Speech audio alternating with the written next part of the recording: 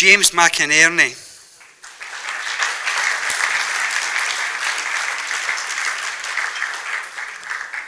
Marty Doherty.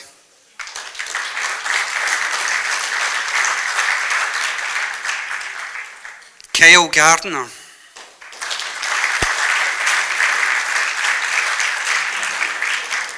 I just love this next name, Taggart Mitchell.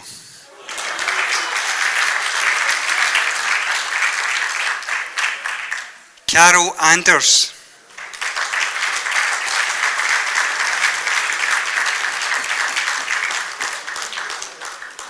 And Sandra McNeely.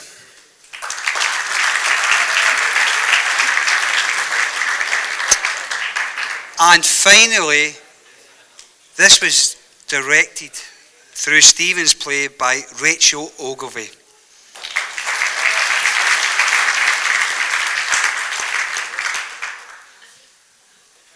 Welcome, and it's over to you. Thank you.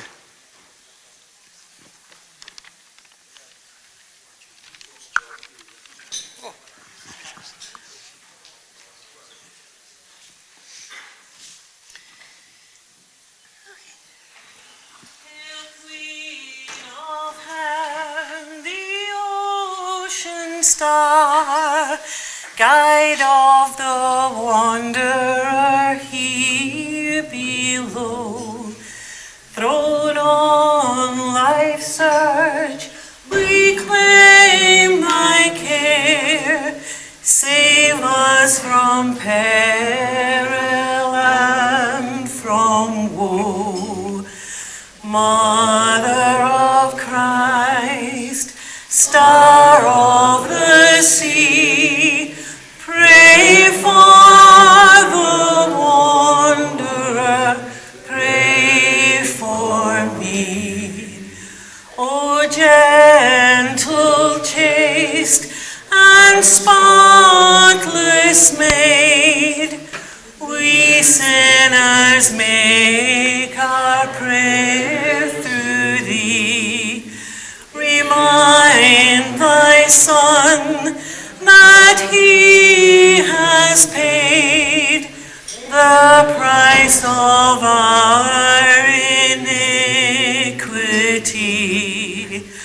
Virgin most pure, Star of the sea, pray for the sinner, pray for me.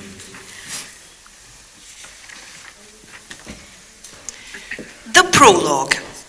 We find ourselves on board a ship in 1892. Two sailors, Jack and Fergus, are drinking tea and reading. See that magazine your sister sent you? Aye. Have you no finished reading it by now? I've read it cover to cover and back again, several times. Every time I look, you've got it in your hands. Well, I know. There isn't much else about here, is there? What are you looking for? A pencil. Have you got any paper? Aye, I've still got a few scraps for writing letters back home. What do you want it for? Well, to write a letter. So I miss my family too, Jack. And 3 months at sea makes a man grateful for his life at home. Do you know, my one consolation is that the work I'm doing here is putting food on the table back home and keeping a roof over their heads. Here, I'll get you some paper. Thanks. Look, here it is. Here, what is? Well, the address for the magazine. The Sacred Heart Messenger. Why do you want their address? Well, because I'm going to write them a letter. Listen to me, Fergus. There are too few people back home who understand what it's like for us blue jackets out here working at sea. They don't understand the loneliness, the isolation, and the effect it has on a man's soul. I mean, I miss my family, but I also miss my faith. Oh, you can pray anywhere, Jack. God still hears you, even in the middle of the ocean. Well, you don't understand, Fergus. It's different for you. See, I'm Catholic. I miss having Sunday Mass. I miss receiving Holy Communion. I haven't been to confession for months. These things are important to me, and I'm not the only one. There are 40 Catholics on board this ship, And the others have said the same thing. You know, I respect that, Jack, but there are religious pamphlets and books that have been sent to us by the Church of England. We have a few of them on board. Yeah, I know, and I've read them. But they're different. They're good, Fergus, but as a Catholic trying to hold on to my faith without the sacraments... So, what do you want them to do? Post you a priest? No. That's not what I mean. Look, you know, I've just recovered from typhoid, and I read everything I could get my hands on. But the only Catholic magazine I had was this one. You know it yourself. So many men go to the dogs because of the conditions out here. Catholics need to do more. And not just for the Catholics. That's all I'm saying. So, you're going to write a letter to that magazine? I am. And what effect do you think that will have? Well, I don't know if they'll even publish it. But I do know that I have to do something to let people know what it's like for us. Maybe it'll start something. There's an article in here from another sailor who talks about what it's like. Apparently some people back home want to help, and I just want to encourage them. Well, good luck. HMS Caracoa, Wellington, New Zealand, 26th of January 1891. To the editor of The Messenger. Dear sir, I hardly know what to write about. But to commence the yarn, I must tell you that my sister sends The Messenger to me every month. And as there are about 40 Catholics aboard the ship, they nearly all read it in turn. And they look forward to the mail that brings it every month. And it would gladden the hearts of their parents to see how some of them that were at one time rather slack in going to their religious duties now go to them as often as they get the chance. Well, looking over last January's number of The Messenger, I see that a blue jacket says there is a need for action. If the Catholic blue jackets are not to go to the dogs. Now, I have a suggestion to make. If all the Catholic communities were to distribute all their out-of-date religious papers to ships on foreign stations, I think that would do some good, as we hardly ever get anything of the kind unless our relations send them to us. Now, the Church of England mission sends every man, once a month, a large parcel of books and papers. And it is natural that Catholics, not having anything of their own, should read them. Then some of them, I am sorry to say, get lukewarm and very often fall away altogether. I think it is a standing disgrace that Catholics at home can't do something for us in the way of good, sound, moral literature. Perhaps you will think I am rather impertinent, but I have just recovered from a sickness, and the doctors had given me up. I was down with typhoid fever. The only religious book I had to read when I was getting well was The Messenger. And it did me good to see that a blue jacket is not always forgotten. I think that if all the Catholic sisters who have brothers in the Navy were to send to them once a month, it would be good in reminding them of their future. Well, I have been spinning a long yarn, but I hope you will let the readers of The Messenger know a little of what I have been saying. Wishing The Messenger every success, I remain yours sincerely, Blue Jacket. Scene 1, the present day. Jim and Peter sit in a ship's cabin playing chess.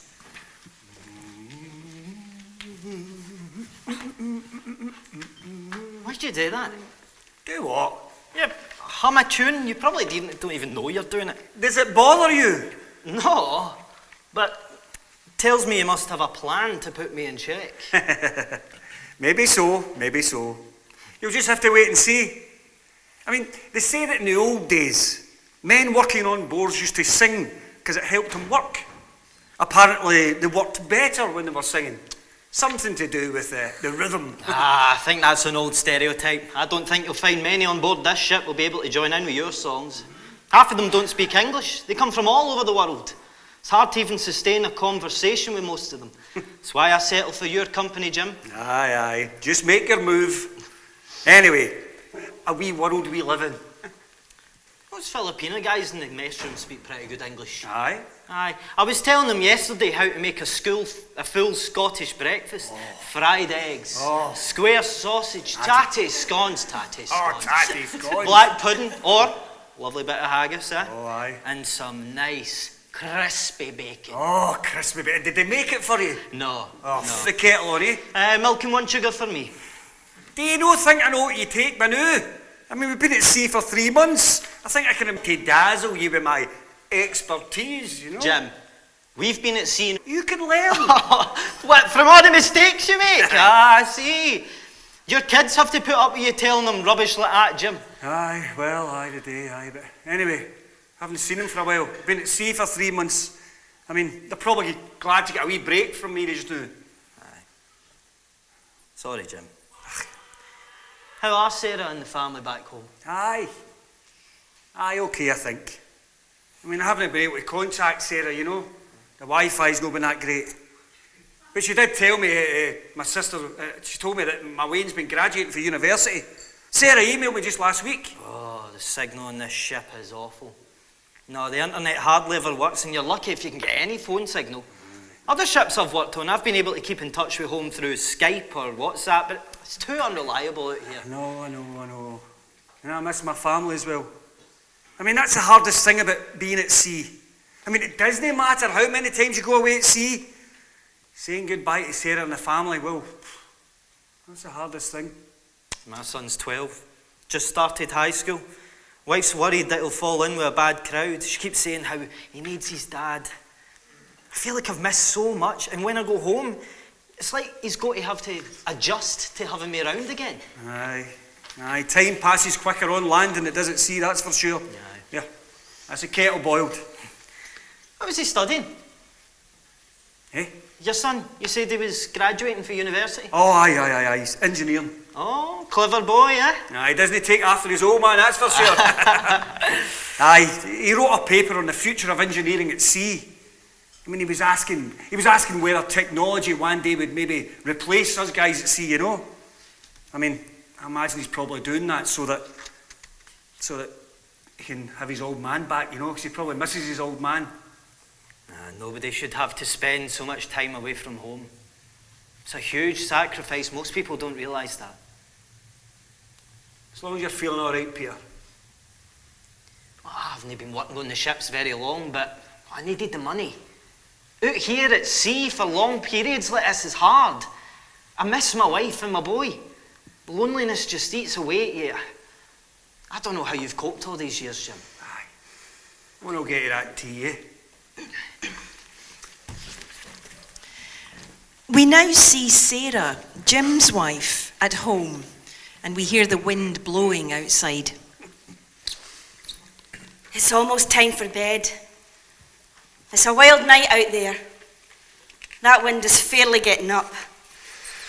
Oh, I hope it's calmer where you are, Jim.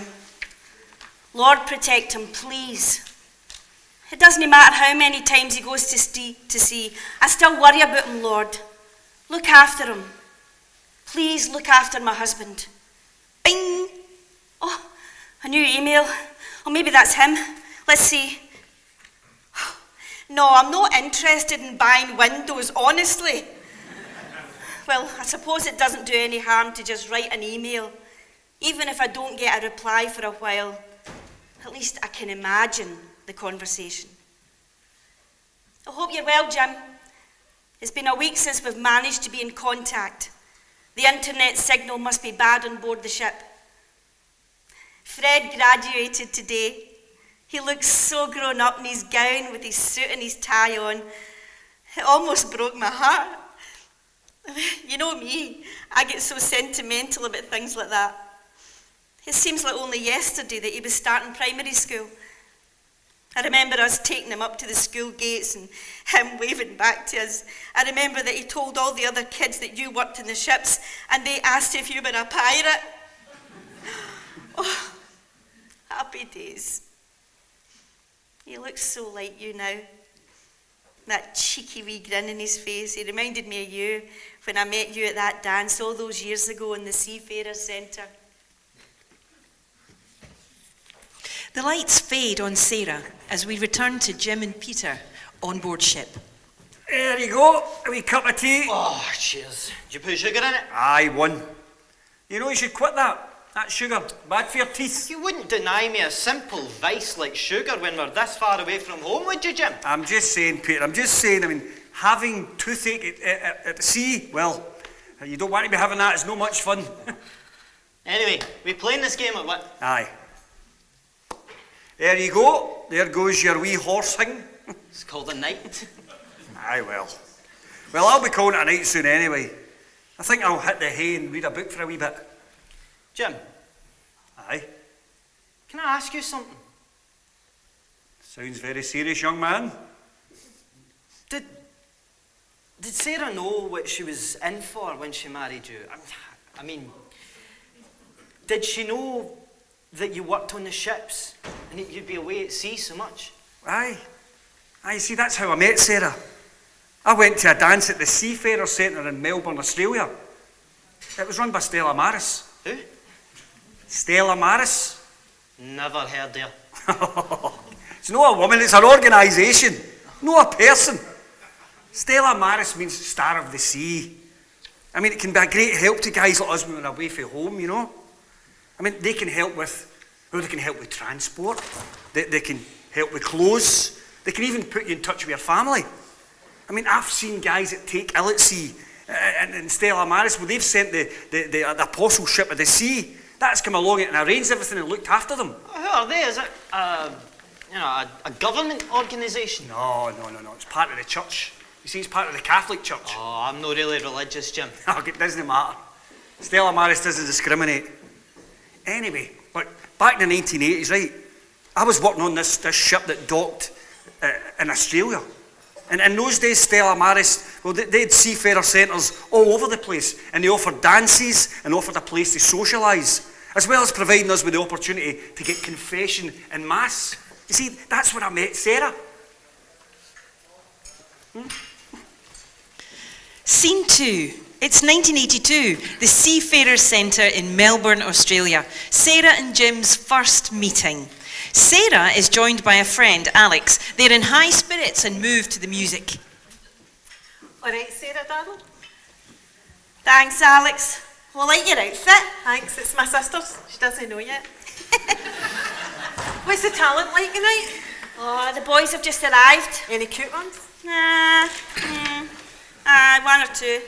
You look quite smart tonight. Well, Father Mick made it compulsory to wear a shirt and tie at the dances. It's to let them know they need to behave themselves if they want to come to the Seafarer Centre. Oh, well, ladies, don't you look splendid this evening? Oh, thanks, Father. Oh, here, we had a good attendance at Mass tonight, so it should be busy. Now, remember that you're only here to dance.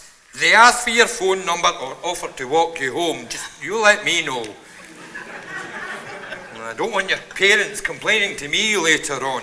Excuse me, mate. Watch where you're going, young man. Oh, sorry, pal. Oh, wait a minute. Wait, you're the priest that said the Mass for us tonight, aren't you? Well, that's right. The name's Michael, but most people call me Father Mick. Oh, Father Mick, that was quite a powerful homily that you gave tonight. I think I speak on behalf of most of the lads that it gave us a real sense of encouragement. That's very kind of you to say so, son. What's your name? My name's Jim, Father. Well, Jim, do I detect a Scottish accent? Ah, you do, Father, you do. I came on board the Regina.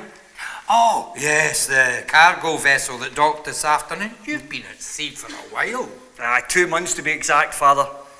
2 months without Mass or the sacraments.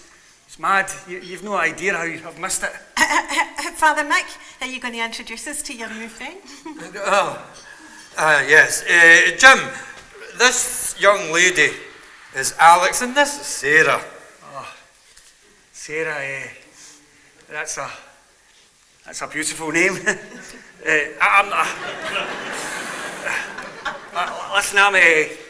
I'm not much a dancer, you know.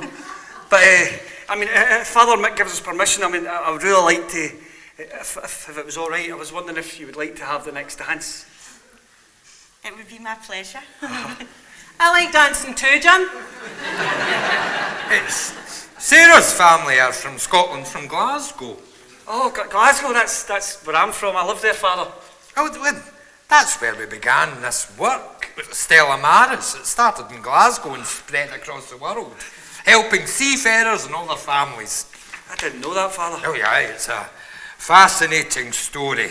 Come by for a chat before you set sail again. Okay, you wanted the next dance. That's the music just started. Thanks, Father. Come on, Sarah. If we dance, sorry if I step on your toes. Come on. Thanks very much for that, Father Mick.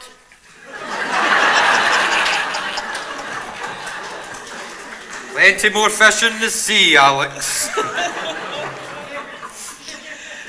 Scene 3, present day. We see Sarah at home as a storm rages outside. Hail Mary, full of grace. The Lord is with thee. Blessed art thou amongst women, and blessed is the fruit of thy womb, Jesus. Holy Mary, Mother of God, pray for us sinners now and at the hour of our death. Amen. Our Lady, Star of the Sea, pray for Jim and all those at sea. Peter and Jim are in their cabin as a storm rages. Oh, I hate nights like this. Look, calm down, calm down. It's just a storm. It will pass. I mean, ships these days are built to stand things like this. I mean, you should have seen it in the old days. This is the worst I've experienced. Like, you'll get through it. Do you pray at times like this? What do you mean? Well, you said you're Catholic. Aye. I mean, about a third of the world's seafarers are Catholic. Well, do you pray? I mean, with the beads and stuff. You mean rosary beads? Aye. Aye, but look, I've always got my rosary beads in my pocket. Even if I don't get always time to use them, they're always there. Well, will you pray now? Are you okay, Peter? Please just pray, Jim. All right. In the name of the In the name of Father, the Father, and and the Son, and the Holy and Spirit. of the Holy Spirit. Amen. Scene 4, a telephone rings. Hello? Yes, this is Deacon Joe. What can I do for you?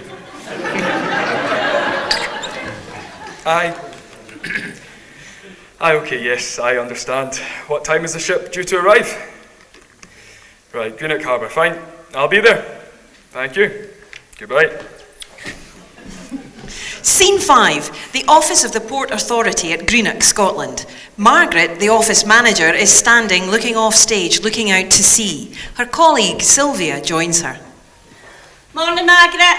Morning, Sylvia. How's things this morning? Oh, all right. Busy as usual. Yeah, Greenock Harbour's never quiet.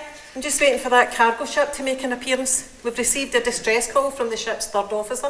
Why did it come from him? Where's the captain? Well, that's the point. The captain's dead. There was a violent storm last night when they were in the middle of the North Sea. Apparently he took to his cabin with a bottle and some pills. Didn't wake up. He was found in the early hours of the morning. Excuse me, sorry to walk in on your conversation. Your door was open. I'm Joe from Stella Maris. Sorry, who are you? My name is Joe. I'm a regional port chaplain for Stella Maris. I'm here in response to a distress call that was placed last night by someone on board the cargo ship that's coming into dock here this morning. Look, Joe, I'm sure your visit's well intentioned, but we're potentially dealing with a very unpleasant emergency situation on board that ship, and no offence, but I don't think a priest's going to be much help. Why don't you go home, and if somebody specifically asks for a priest or minister or whatever it is you are, we'll contact you, okay? I'm sorry, I didn't catch your name. My name's Margaret.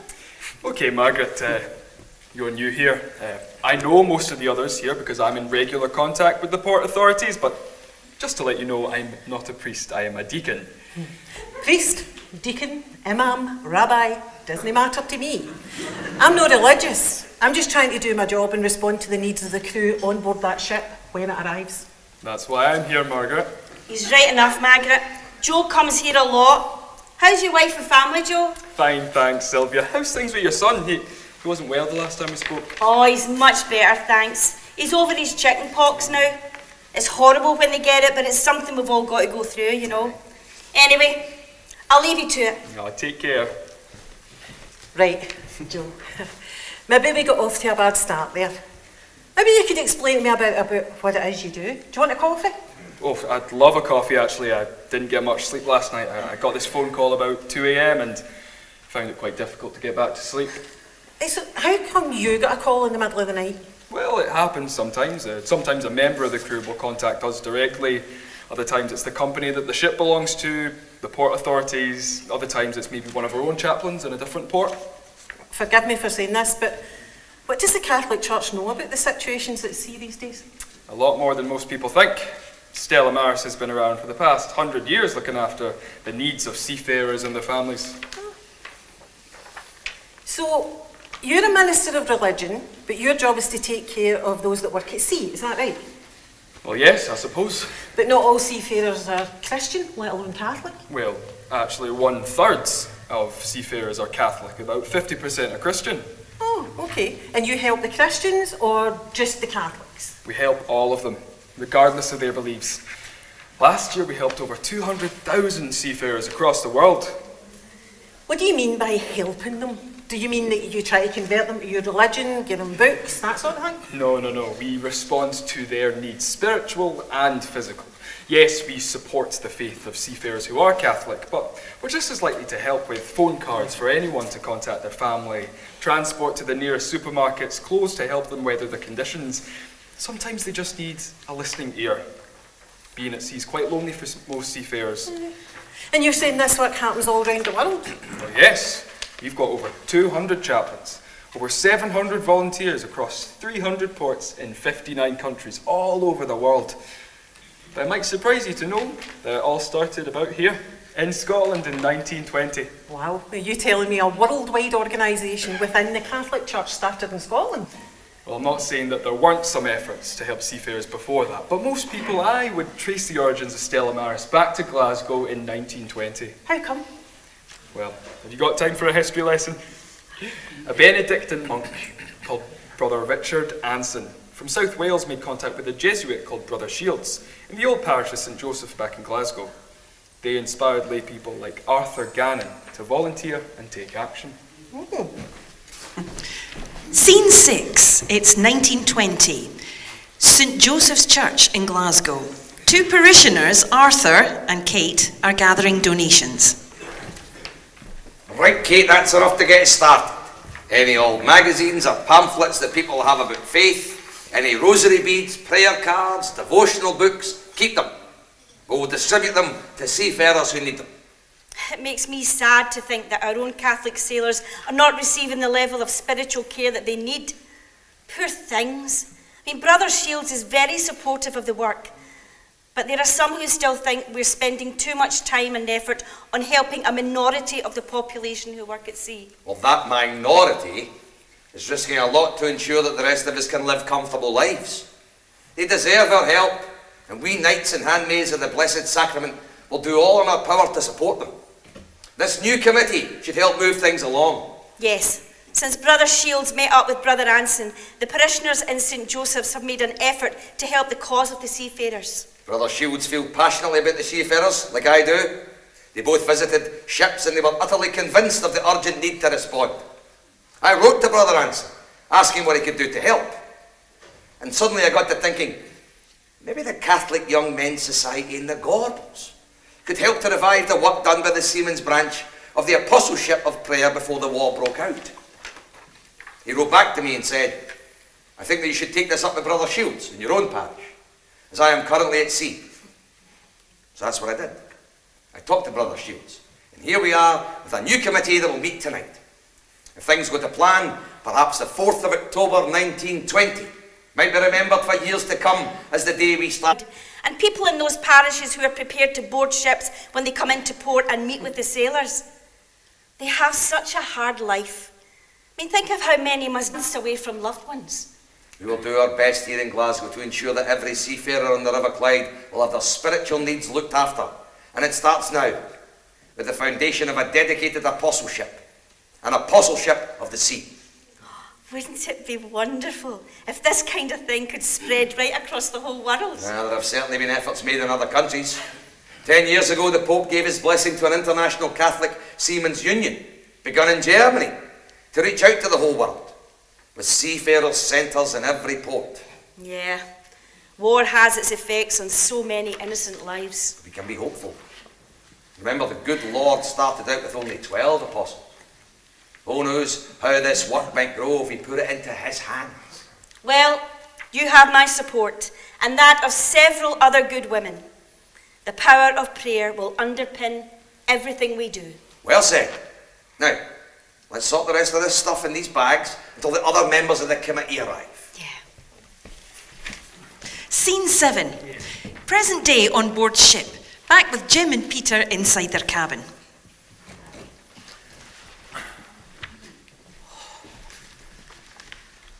What happened really unsettles me. Look, you must understand that being at sea does strange things to men, Peter. It's totally irresponsible, is what it is. Just calm down.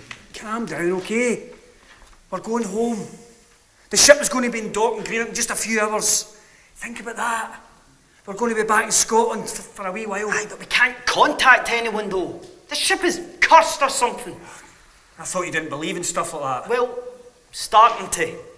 Those guys in the mess room were freaking out. Some of them were talking about evil spirits and stuff like that. Look, Peter, when things happen in ships, especially deaths, it's a strange thing. People react differently. There's a lot of superstitions that go with being at sea.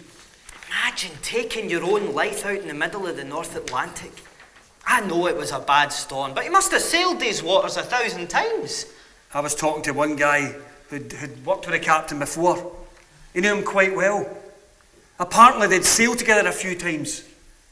He said that in his last voyage, the guy was planning to retire. A few years ago, he captained a cargo ship that passed through the Mediterranean. And? What's that got to do with him topping himself? Was it some kind of midlife crisis or something? Aye, it was. The guy was suffering from PTSD, post-traumatic stress disorder. Aye, I know what it stands for, but what's it got to do with anything? Well, the storm must have triggered a reaction, a memory from the voyage through the Mediterranean. I don't understand. Look, the media back then called it the migrant crisis. Do you not remember the pictures? Whole groups of people fleeing violence, drought or famine in their homelands, clambering to get onto ships that would take them into Europe. I remember. In 2015, 5 boats carrying almost 2,000 migrants capsized in the Mediterranean Sea.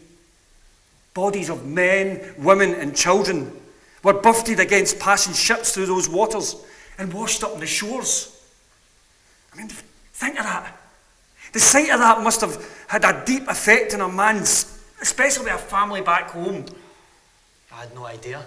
Of course you didn't. None of us did. I'll be glad to get into Greenock. Exactly. Scene 8. Margaret and Deacon Joe are now at the Greenock Port Authority office. So, what do you plan to do, Joe, when the ship comes in? Well, at this stage, I think it's impossible to say what the needs of the crew might be. Will you board the ship? Yes. And then what? Will you say a mass or something? Not normally, but besides, I can't do that. What do you mean? I'm a deacon. I'm not a priest. Only priests can celebrate the Mass. Well, I wouldn't know, I'm no religious. I think you mentioned that. Are you smiling? Oh, nothing. I just think it's funny how non-religious people are usually more fervent in telling people about their lack of faith than most believing Christians are in telling people about their faith. Uh-huh. So what do you do when you go aboard the ship? Well, sometimes I've only got a short amount of time, so I try to meet the people where they're at. I usually have to act quite quickly. And what kind of situations do you encounter? Well, our chaplains board about 4 ships a day. Each one of them's different. If a crew member tells me that they've been denied wages or mistreated, I might need to contact the appropriate authorities. If a crew is being forced to work in unsanitary conditions or without appropriate food or clothing, I might have to step in. Sometimes I can provide internet access or phone cards for the use of satellite phones.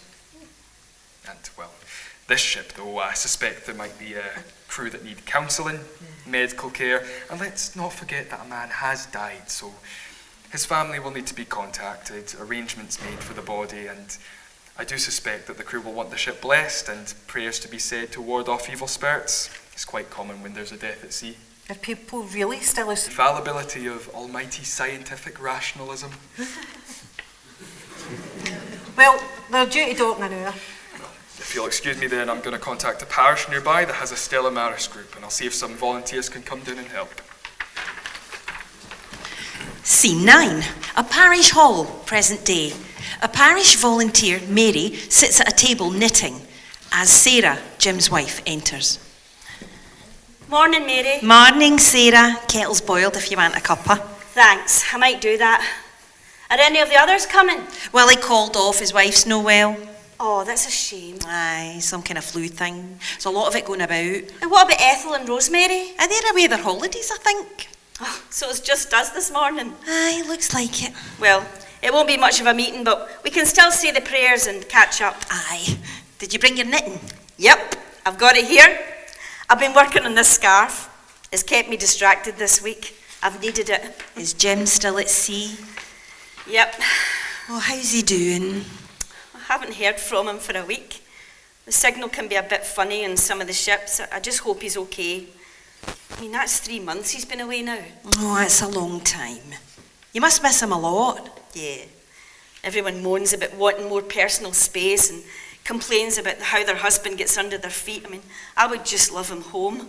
Oh, it's a tough life. I don't think most people appreciate what seafarers' lives are like, or their families for that matter. True. People don't realise that about 95% of the stuff in their houses is transported by sea. Well, at least we keep the group going. We could use a few more people to help with ships' visits and stuff. Yeah. Maybe we could do more to promote it. I mean, Stella Maris has always been close to my heart. It's how I met Jim. And that dance in the Seafarers Club years ago. That's why I volunteer. I owe them so much. Yeah, but they would never ask it of you. And when you think about it, as charities go, Stella Maris doesn't ask for much. We only really hear about them once a year at Church on Sea Sunday. Yeah, true, but I know how busy they are every day of the year. I mean, Jim looks out for them at every dock. He takes his faith seriously. And if it weren't for Stella Maris, I doubt whether he would be able to stand working at sea for such long periods. Well, I'm sure he's told you some tales. I think he keeps a lot back from me. I mean, that said, I have heard snippets of conversations over the years. One time, I heard him say that they had to put mannequins onto the deck of the ship. But why? That's such a strange thing. To make it look like there were more crew on board. There was a real threat of piracy, and the captain ordered that they try to make it look busier to deter the pirates. Oh, it's hard to imagine these things still go on. I bet they do. Piracy, kidnapping, slave labour, human trafficking, they all still go on. Put your trust in God. Jim's going to be just fine. Pray to Our Lady, Star of the Sea, and she will look after him. I pray every day and night until I have him home safely. How long is it till he's home? Another week. Let me go and make you a wee cup of tea and we can say some prayers together. Thanks, Mary. I'd love that. Ring, ring, ring, ring. Hello? Hello, Sarah. It's Deacon Joe here. Oh, hi, Joe. Hi, I was just wondering if you could help me out with a ship visit this morning.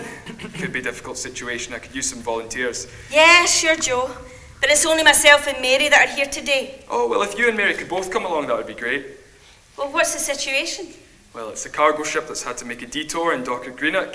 We believe there's been a death on board. Oh, that's horrible. I know. It's due in the next hour.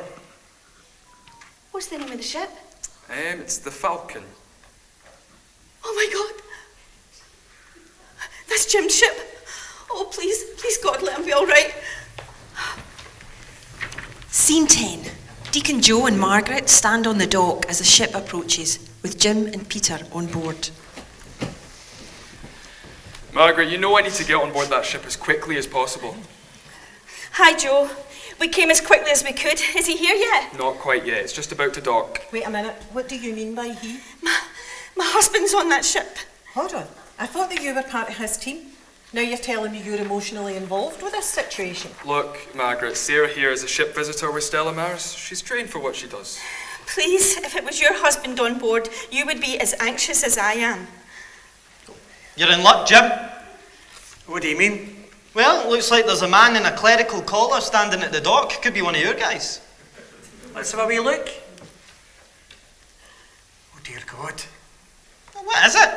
I thought you would be pleased to see somebody like that there for you. It's Sarah.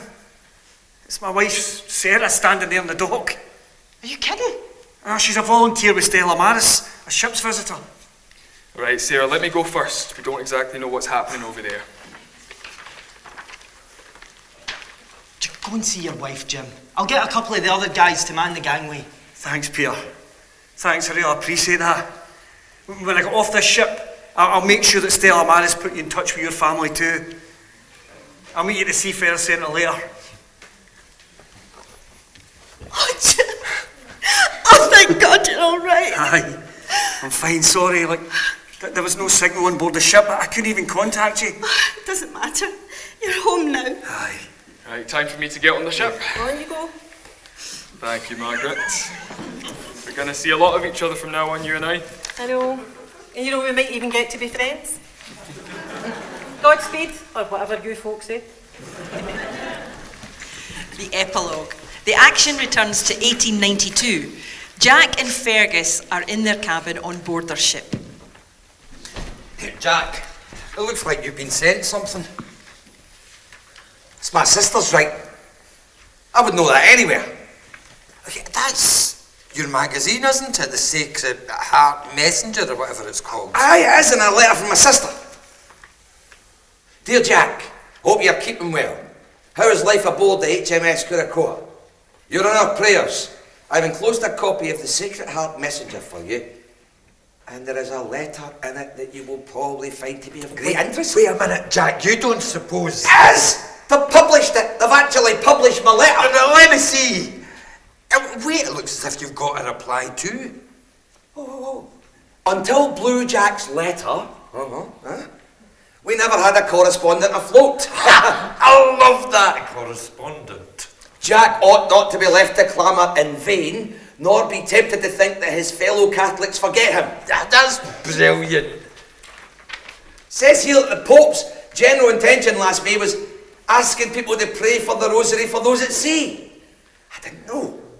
Perhaps this is just what people need, to start thinking about the people who spend their lives working at sea. You know, who knows where it might lead? I mean, maybe one day there might be an organisation that will take the cause up of seafarers across the world. An organisation motivated by the gospel of Jesus Christ to bring help to sailors and their families. Well, that would truly be something worth pursuing. Hold on a minute, Jack. Looks as if there are a few more packages here with books and magazines. I think your letter might have made a point. See, this is our answer to a prayer. Our Lady, Stella Maris, Star of the Sea, has answered me. May she lead more souls to help in this task.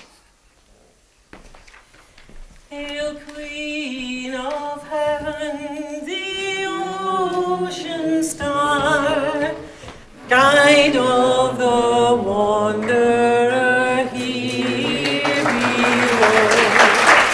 Borne on life's earth, we claim thy care. Save us from peril and from woe. Mother of Christ, Star of the sea, pray for the wanderer, pray for me.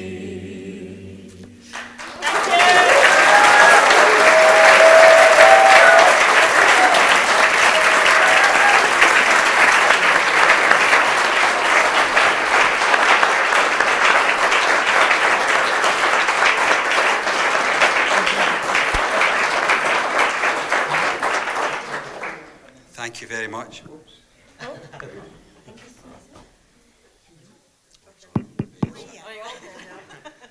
Well, that was a surprise.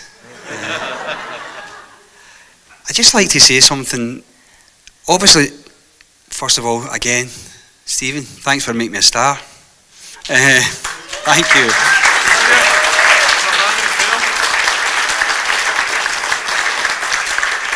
But what I'd really like to say is that not a lot of people know this, and the cast here are obviously reading the script. And the reason they're reading that script is because this cast and Rachel Ogilvie, I haven't even known for about 9 weeks. So this has all been put together very quickly. And I think, again, how quickly it's been put together. And the presentation, for me, was absolutely amazing. So again, could I ask you to...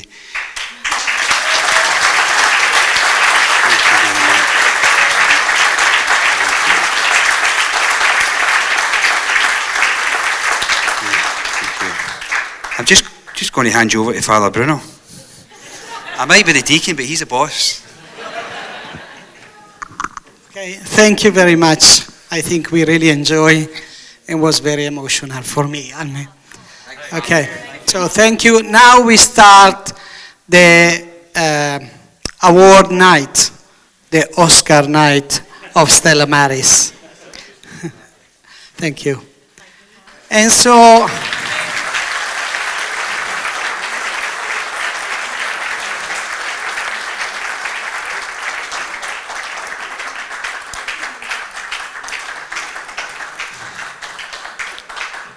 we had the play, and we said that was written by Stephen Callaghan, and I would like to call on Stephen and his wife to come up on the stage.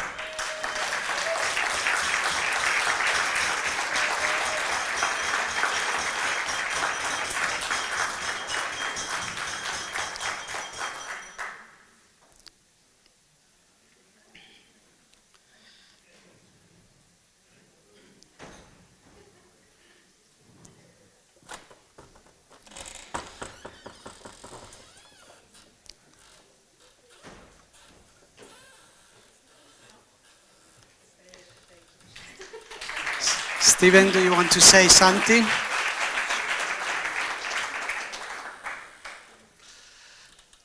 I can't begin to tell you how moved I am and what an honour it is to be among so many heroic people.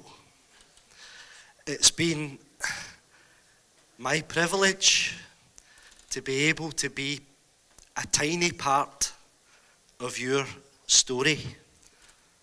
And I knew that when Father Bruno came to Glasgow and asked me if I would write this play, that I was taking on an impossible task, because I knew that no matter what I would write, it would never do justice to the work that you do.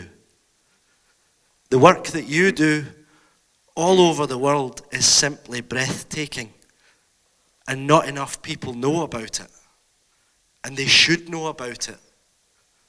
And I'm so happy that the final honour in that play was given to Almighty God and to our Blessed Mother, who watch over all of us and who watch over you as you conduct your very necessary ministry to all those people at sea. And you'll know things and you'll know stories that I don't know and could never hope to know, and might not even be able to emotionally handle.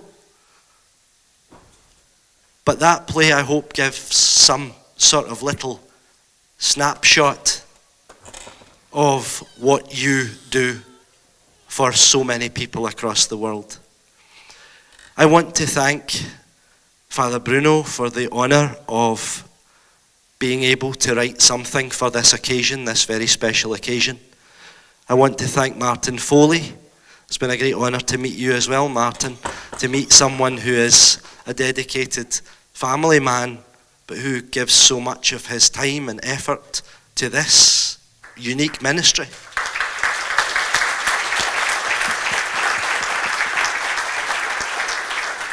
And I want to thank Deacon Joe O'Donnell, without whom none of this would have come about, because I was actually having a day off that day. When you came to the office, you phoned up and you told Isla, who worked with me for many years, you told Isla, there's somebody coming from the Vatican that wants to meet Stephen.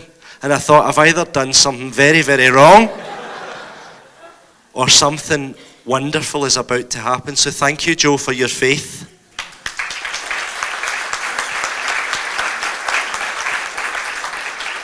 And I say that because you had great faith in this all along. And Joe, you are a powerful witness to the Catholic faith, and you sum up what the Catholic Church should be in many ways for me, because I know that through all this has been a funny year, and I know that with the health of my family members, with ups and downs, and with different circumstances involving this production, COVID and other matters, it wasn't an easy time, and Joe was a great pastoral support throughout all of that. Thank you, Joe.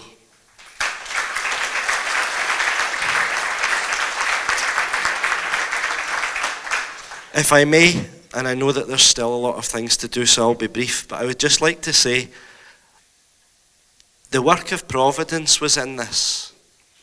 I'm sitting at a table tonight with the original Jack and Fergus, who would have been involved in this production if it weren't for COVID. But when I heard that there was a possibility that this play might still take place despite all adversity, I couldn't believe it when I heard that a cast of actors had undertaken to put on this play under the direction of Rachel Ogilvie. And I thought, Rachel Ogilvie?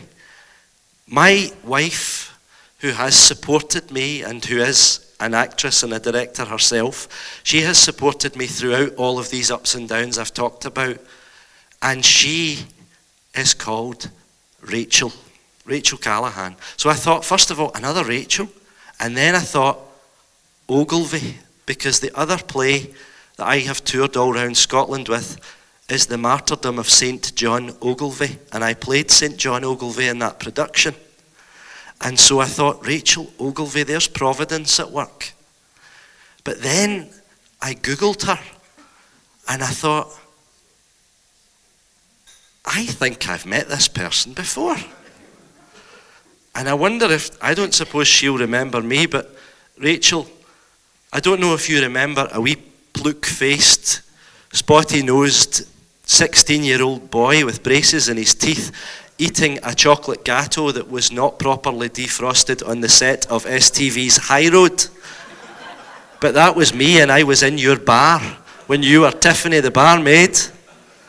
And you'll probably not remember that, but I want to say what a fantastic job you did with this production, and fantastic job all the actors did tonight. You pulled a rabbit out of the hat. Thank you so much.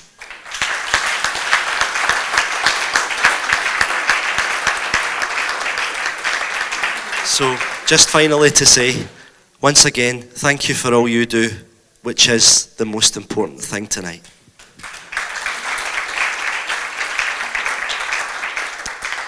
So we would like to give a special His Holiness Francis cordially impart the requested apostolic blessing to Callaghan Stephen, Rachel Elizabeth, and children John Paul Joseph and Gloria Maria, and through the intercession of the Virgin Mary, invoke an abundance of divine graces.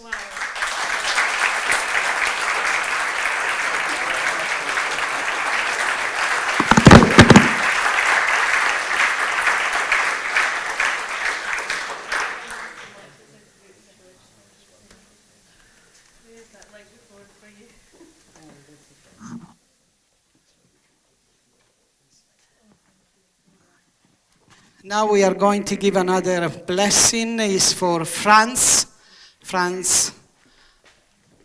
that retired. I think he's already retired. He went to sleep.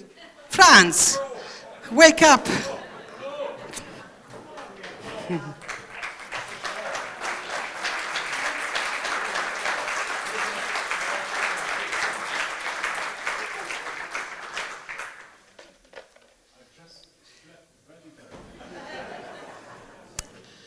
This is a problem for me because the Pope wrote in German, so you can read.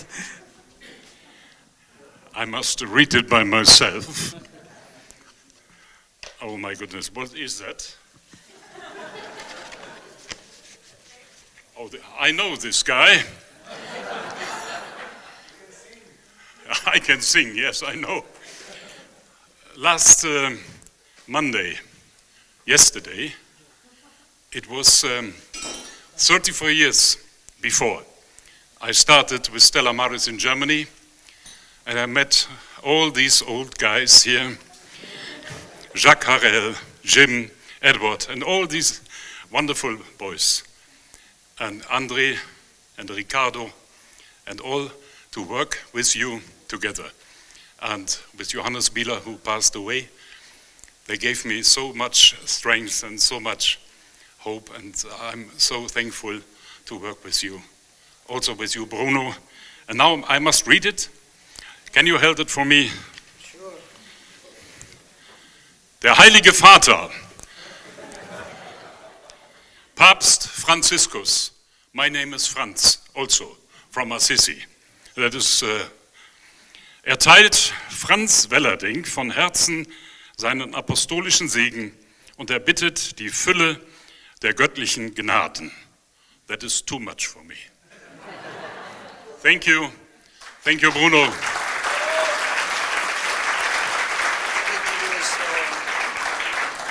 We give also the crest of Stella Maris.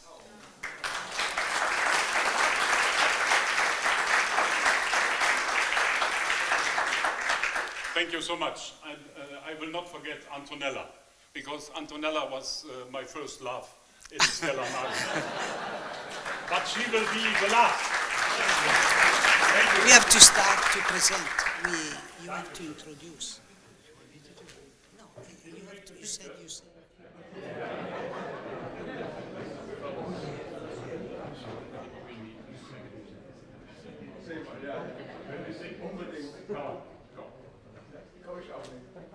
Come here. We stay here. We sing. This is for 34 years, all the time when I met the guys here, we have to start to sing. Sorry, but we sing in Japan, we sing in Japan. Is that okay? Lass das träumen, denk nicht an Zuhause. Singen, Wind und Wellen, rufen sie hinaus. Deine Heimat ist das Meer, deine Freunde sind die Sterne, über Rio und Shanghai, über Bali und Hawaii. Deine Tiefe ist das Schiff, deine Freunde sind die Sterne, und ihnen bist du treu, mein Leben lang.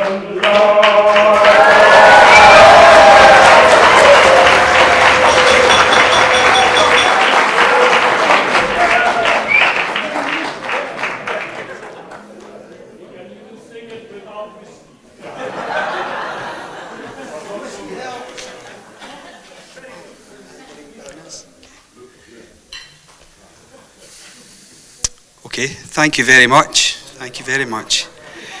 As Father Bruno says, he's obviously, there are people, all people work very hard in Stella Maris, but every now and again we like to reward those that work with us and show them.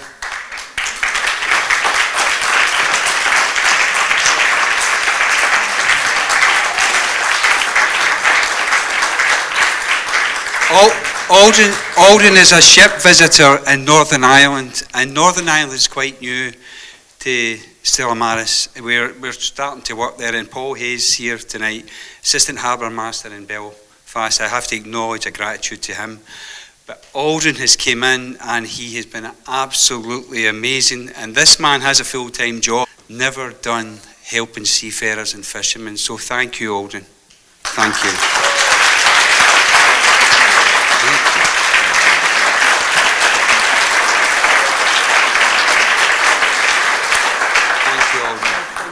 Thank you. No whiskey. The next ship visitor for Stella Maris in Scotland, she's what I call one of the old timers when she comes up here, but she's one of our ship visitors, and her name is Anne-Marie Steve. Visit Grangemouth too, and Anne-Marie is still involved with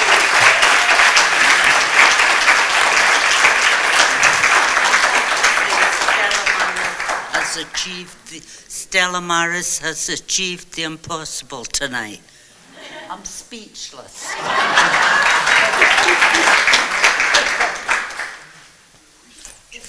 Thank you, Anne-Marie.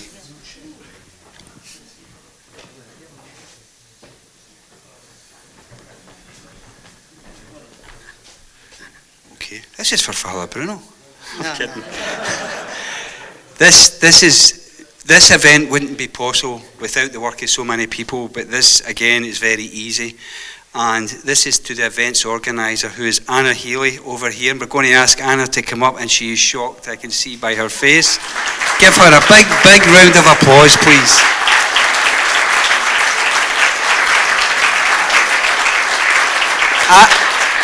Anna has been invaluable in making this happen, and without Anna, we are so grateful, and there's a lot of work goes on behind the scenes, and it wouldn't be possible without Anna Healy. So thank you very much.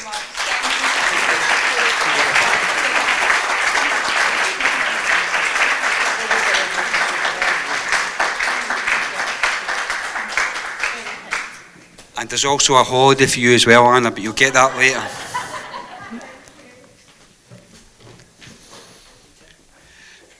Oh yeah, okay. Oh gosh. You supports the wrong football team, Bruno. This is going to one of our colleagues down south, and he's a great, great man. He has a great team of volunteers. And if I'm ever going to look up to someone, he's one of the guys I would look up to. So we're going to ask Deacon Peter Barrican to come up.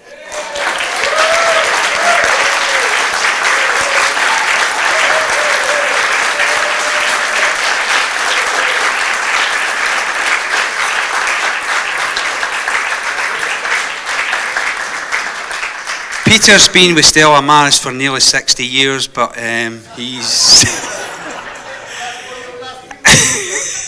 Yeah, But thank you very much. Peter he's the man you follow as a chaplain. He is a great ambassador for Stella Maris, and I'm sure that Peter would acknowledge the work of all his volunteers and all his colleagues. Thank you, Peter. Thank you, Joe.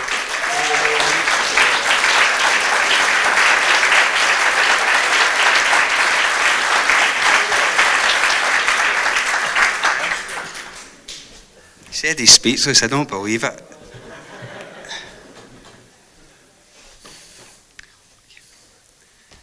When I started with Stella Maris, the very first thing Martin Foley said, you have to go to another port to work.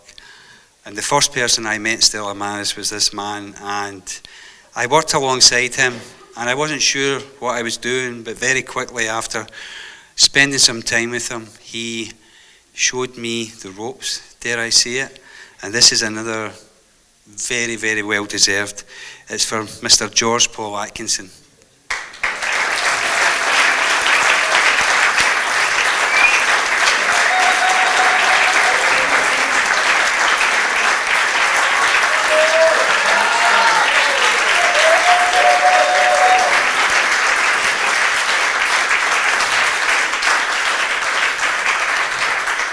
I hope Paul doesn't mind me saying this, but as far as I know, Paul's about the longest serving chaplain with Stella Maris UK, and we are very grateful for all the work Paul does, and he's a good, good man.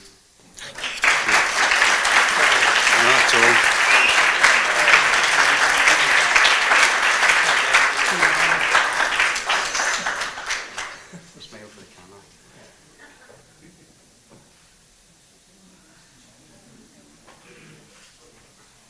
Thank you, Paul. Thank you very much.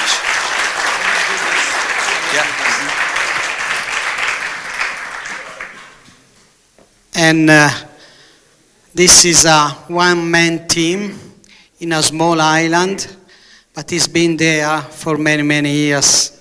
and I would like to call on Monsignor Joseph Borg. I don't know if he's here. Father Joseph from Malta. Father Joseph from Malta is not around. Okay, anyway, we can give it to him tomorrow.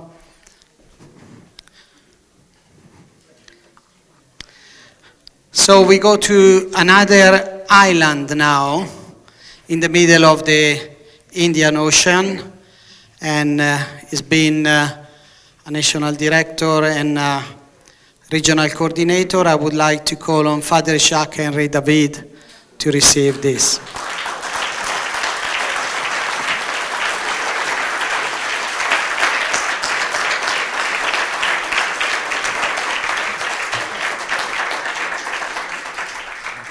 This is a surprise.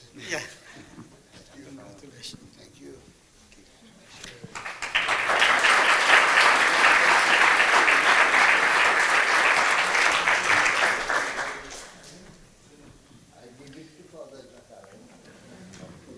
We have one of the column of the Apostleship of the Sea. I would like to call on Monsignor James Dillenburg.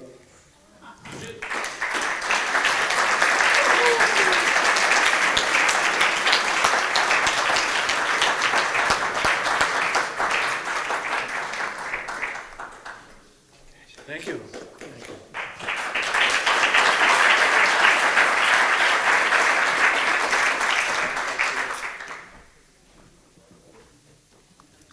If Jim is a column, the one that I'm calling now is a pillar. Antonella Farina.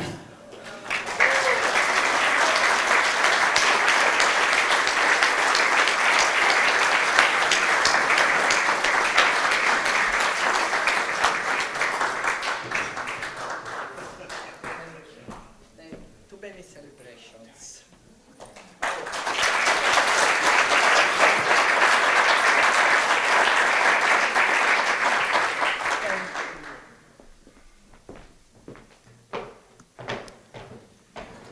And I would like to call on Deacon Massimo Franzi and Anna Maria Carosio from Genoa.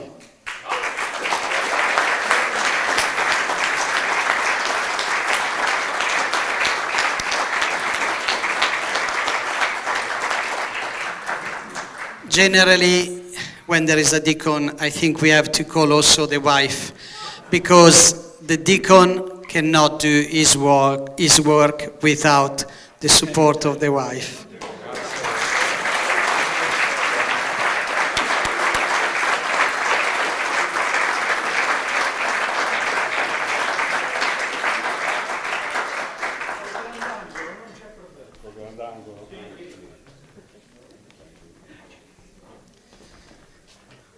We call another important person that we have heard yesterday morning. We call on Monsignor Jacques Carrel.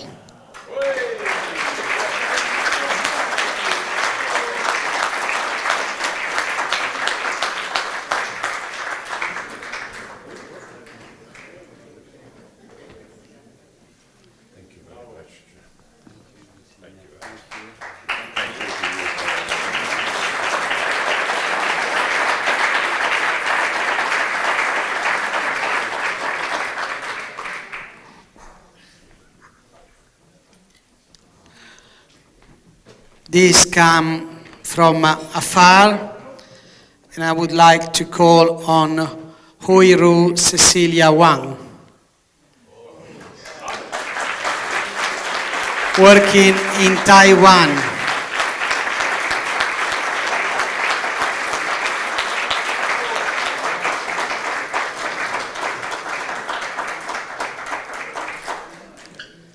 Is the only Taiwanese that we have.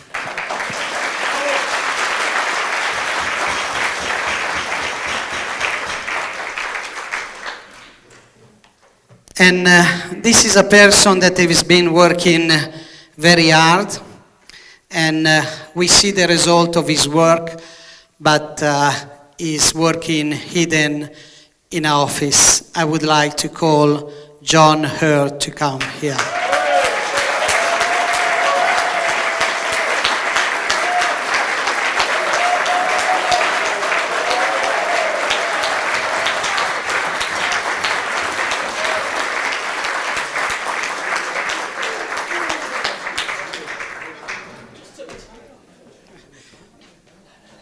Thank you, John.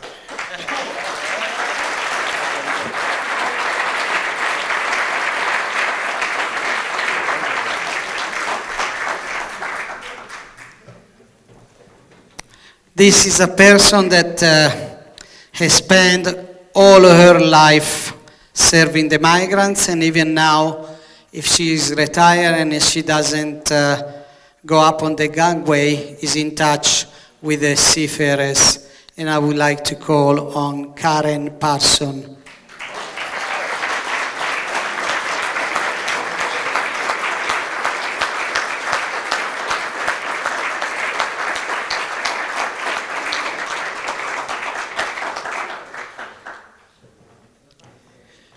And please allow me to give the microphone to Karen. Really? That's risky. Hi. It's so good to be here with you. We were supposed to be here 2 years ago, just before I retired from full-time ministry in the Port of Galveston in Texas City in Texas. After 37 years now in Stella Maris. And I established a huge correspondence ministry with seafarers. So even though I'm not climbing the gangways, I'm still in touch with seafarers.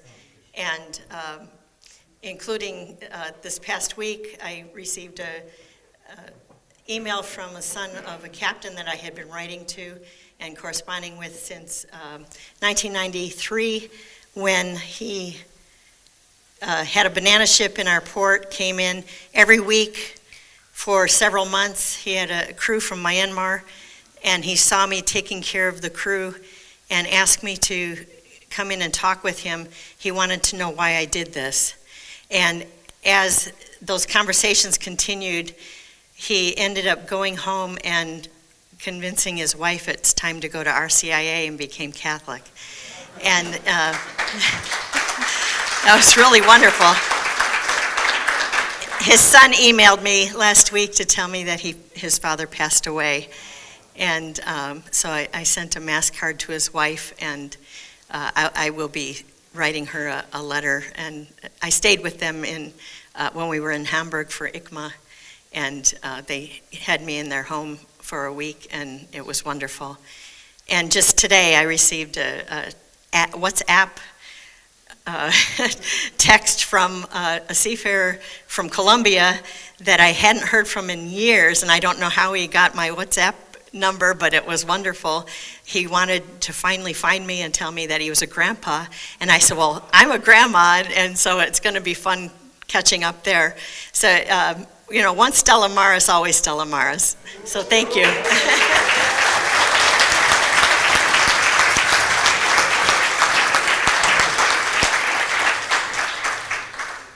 I have to call this person, even if I'm sure this person doesn't want to come here.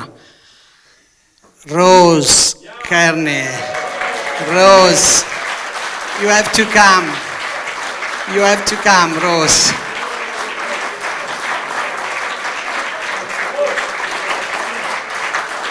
She's been in Dublin for many, many, many years.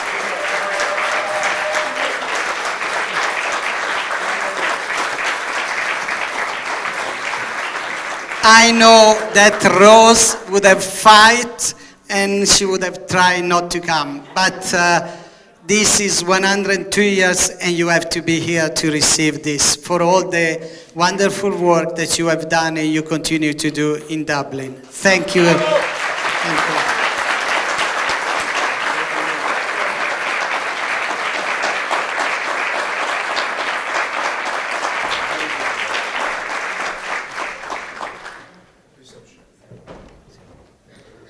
Now we are calling another deacon, Deacon Wayne Lobel and Tony Lobel from United States.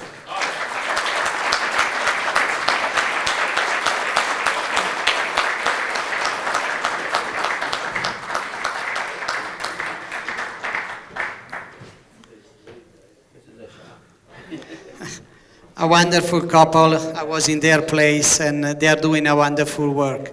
Thank you.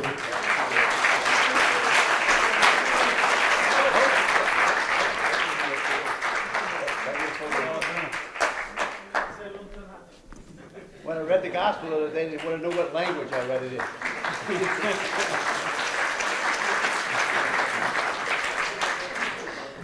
And I think this deacon, I think, is the long-standing Stella Maris person, Ricardo.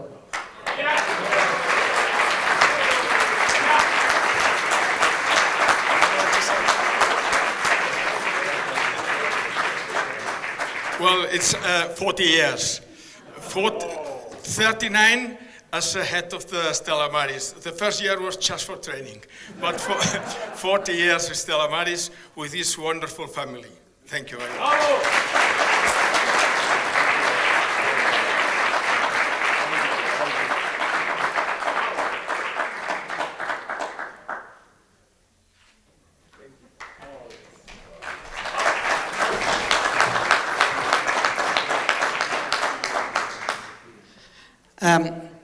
This is a person that I just knew a few months ago, but he is very passionate for the welfare of seafarers and fishers, especially in Taiwan.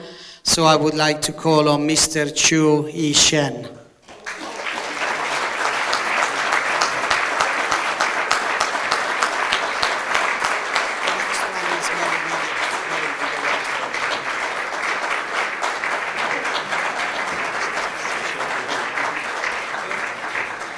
Is the new volunteer of Stella Maris Kaohsiung.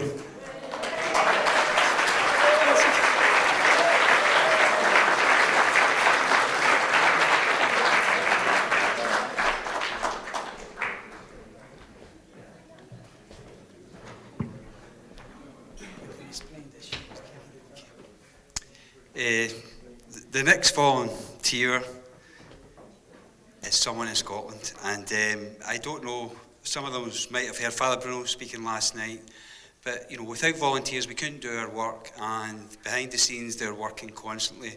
But during preparing for the celebrations of the World Congress, this volunteer, as was mentioned last night by Father Bruno in the City Chambers, she stumbled across unmarked graves of seafarers who were lying here in Glasgow off ships ranging from somewhere between 1940 to maybe 62.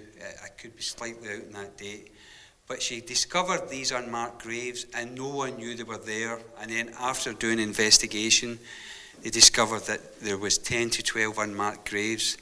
And through this, Stella Maris were able to provide stones where their names are now recognised, and they are recognised for the work they've done on the sea. And this is down, and the credit goes totally to my ship visitor, Mary Wheeler.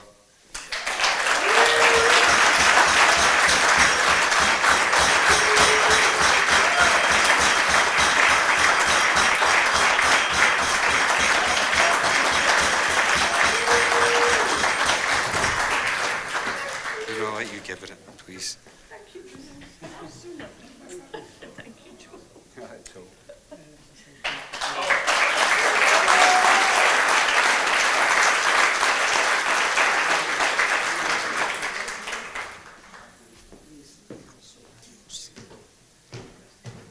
Okay.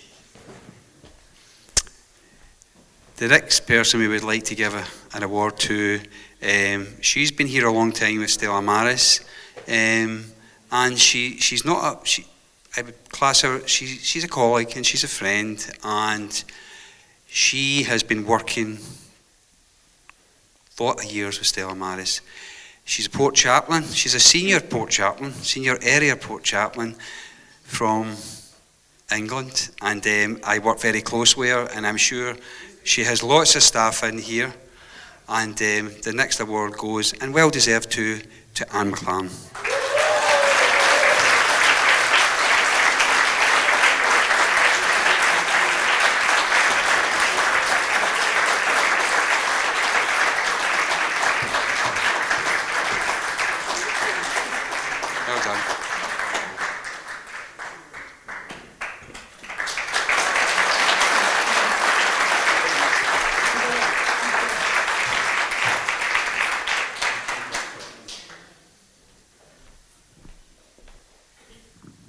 we have heard of the wonderful things that is being done in Danimarca, so we call Deacon David.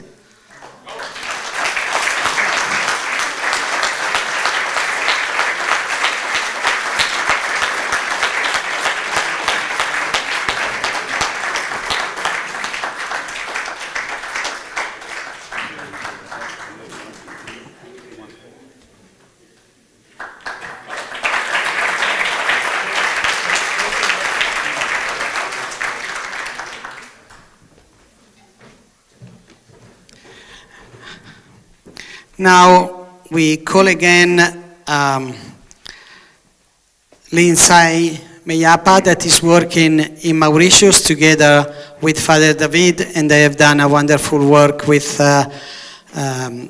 regarding the fishers and the seafarers there.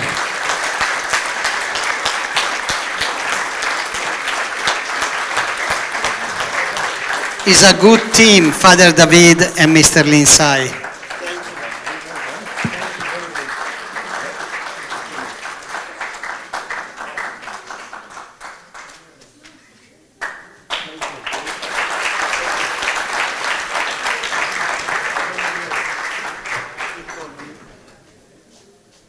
Oh yeah. The next award goes to someone who personally, I have acknowledged yesterday, the first day of the conference, and this is very well deserved.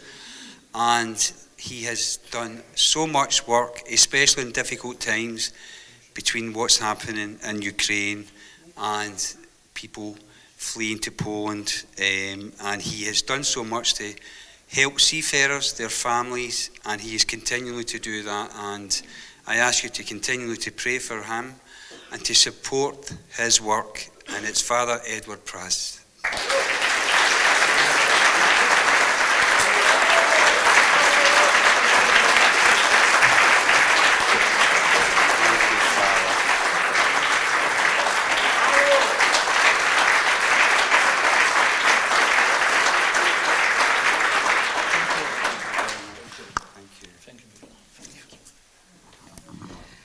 I met this priest in my other life when I was in the Philippines as a formator, and he was a teacher. And after, I met him again when I was working for the Apostleship of the Sea. He was a chaplain, Father Andre.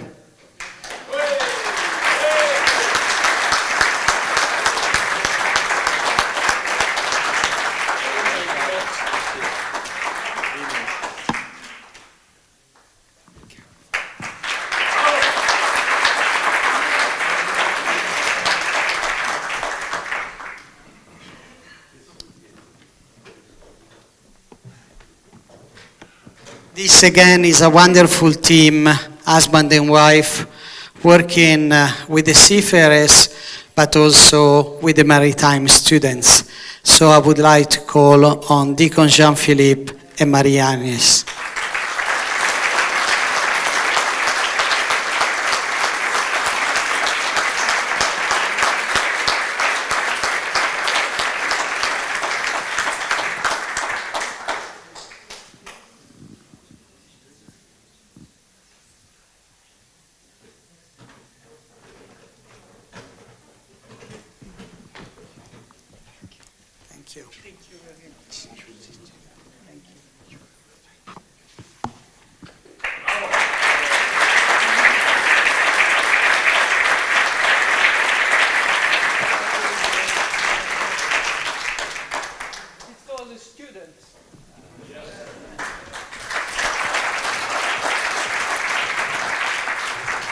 We go on the other side of the world and we call another couple of deacon, Paul Rosenbrunn and Kathy.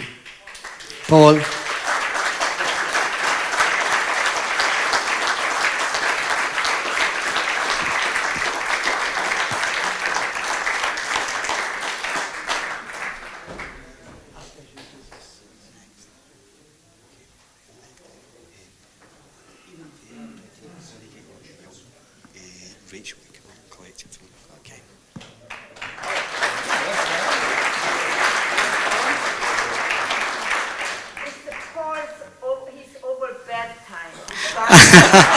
Okay.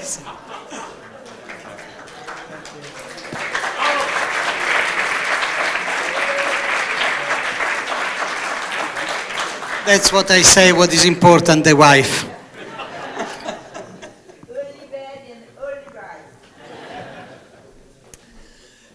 The next award is a really well-earned reward, and they are now no longer here, but I'm going to ask a young person to come up and take this award, and she will present it to them.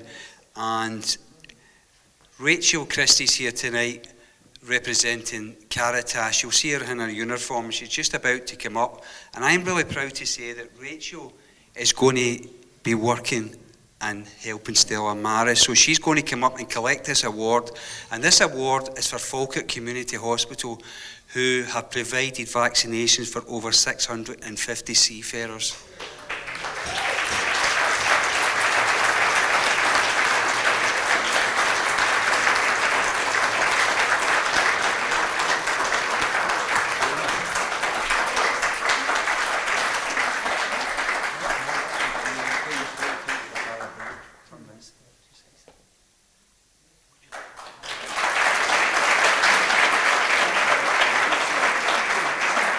No, just about Caritas. Rachel's just going to explain it just a wee bit about why she's here and what she's doing. And she's school captain of St Roch Secondary. And I'm very proud because I was at the same school. So this year I'm doing an award called Caritas, and it's from Pope Benedict, who came to Glasgow. So we done an award for him. So we do 20 hours of volunteering in our school and 20 hours of parish work. So I'm hoping to work with Deacon Joe and then hopefully continue my hours after doing my Caritas award as well. So thank you for all having me here and make me feel so welcome as well. So thank you very much.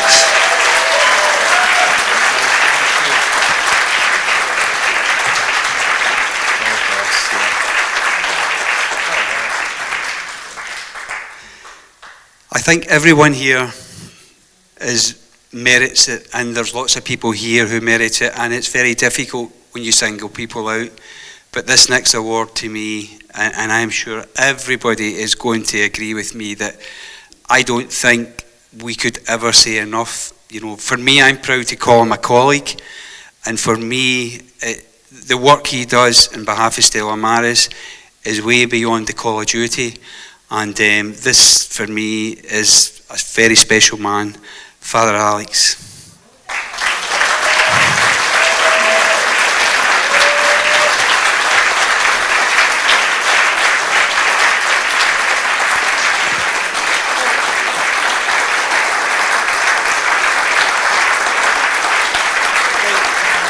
And once again, I am going to really push the boat out and ask you to stand, because this man has done so much, so much.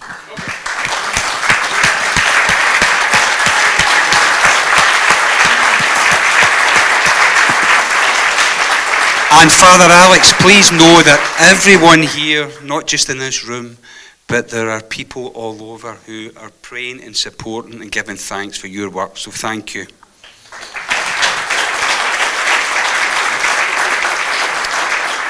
And because Father Alex, by tomorrow night, he will be back in Odessa, we ask him to bring this crest to Rostik, that is his assistant, and also he deserves so much.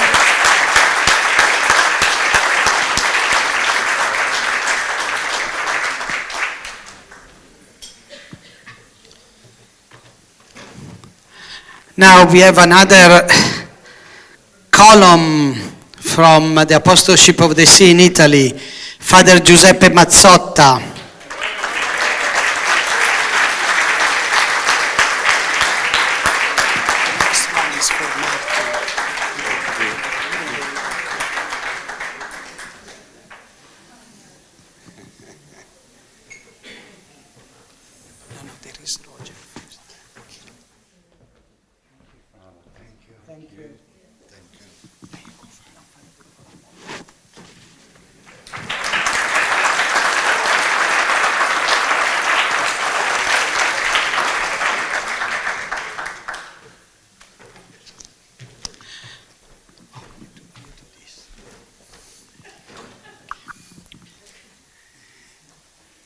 The next award is for someone who is with us tonight, and it's really good to actually see this person. Haven't seen him for a wee while, but every week on the boats, this man's name comes up again and again. And I guess that's down to all the work he's done over the years. And he's still doing it behind the scenes because he's still communicating with seafarers. And again, we thank him for all the work he has done with Stella Maris, and it's Roger Stone.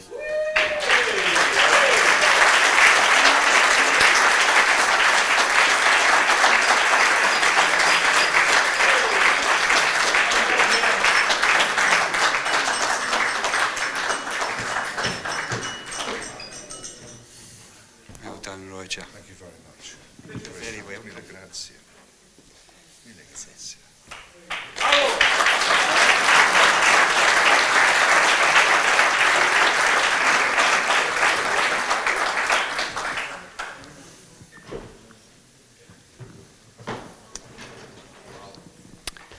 The next award is for someone in Stella Maris, and for me, when I need to get some kind of inspiration and working in Stella Maris, and I've obviously got to know him over the years more and more, and for me, I couldn't think of a better person to work with in the organisation.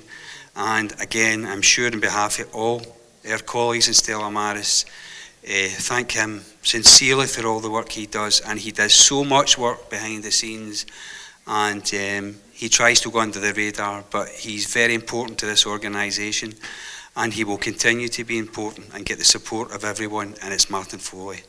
Take it easy.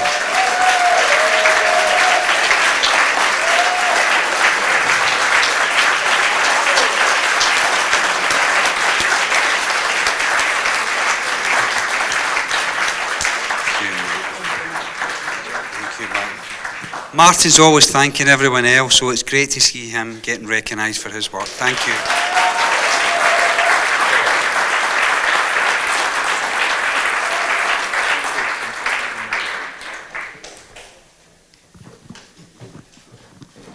We cannot forget the last column of the Stella Maris, Father Gerard Tronche.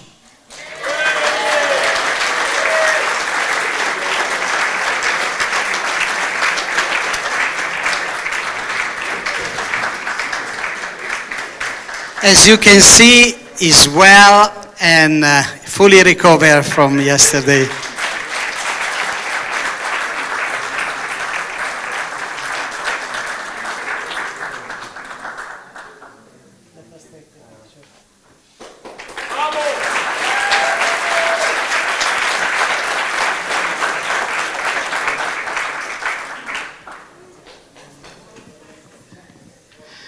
This is a person that for her a no is not an answer, and whenever something happens and everything, she's on the front line. Recently she received the Trafficking Person Award that was given by the US state government. So it's a person that really fight for the fishers, especially she fight against human trafficking and forced labor. Apinya Tajit.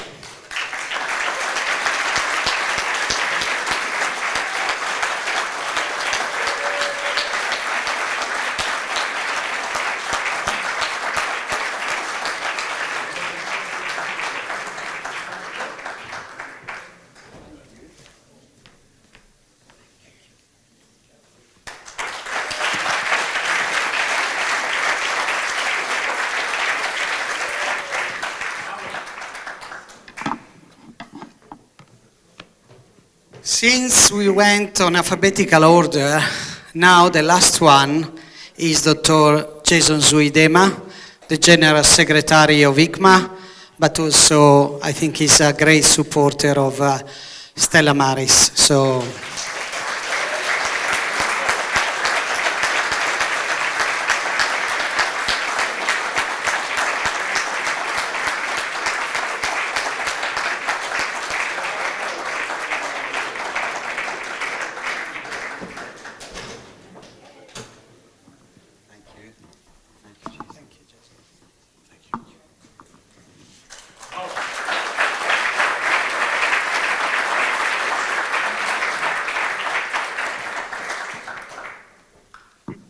Do you want to read this? You're kidding, aren't you? This is for Deacon Joe and his wife, Marie.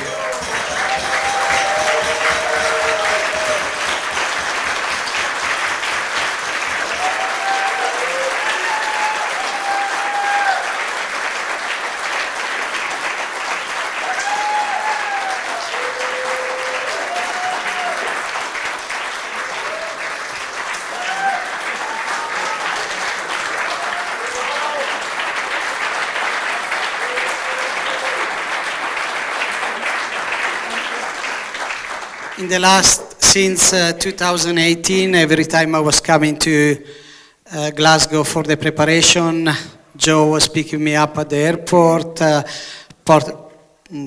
carrying me around from one place and one other and everything. So thank you very much, Joe, for the assistance that you have provided to me.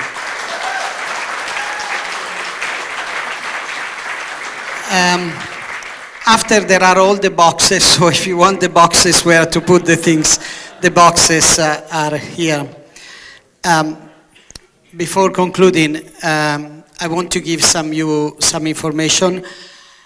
On the door, going out, going to the lobby, there is a paper, and you can look for your name, and there is the time that you will be picked up at the airport. We have asked the hotel to do a wake-up call, 45 minutes, so we make sure that you wake up and you go, okay? So you will feel the phone ringing for you. Later on, with my team, we will continue to distribute the backpack, the one that they didn't receive it, and also I will distribute the flag.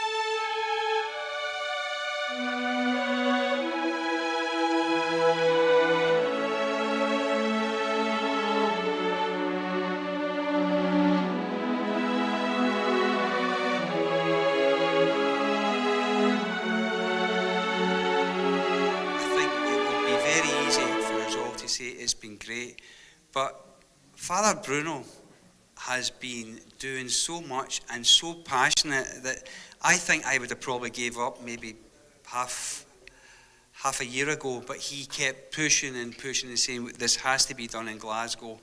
And I think without his enthusiasm and all his hard work, and I'm also going to ask Sister Kathleen to come up here because she is an absolute amazing person.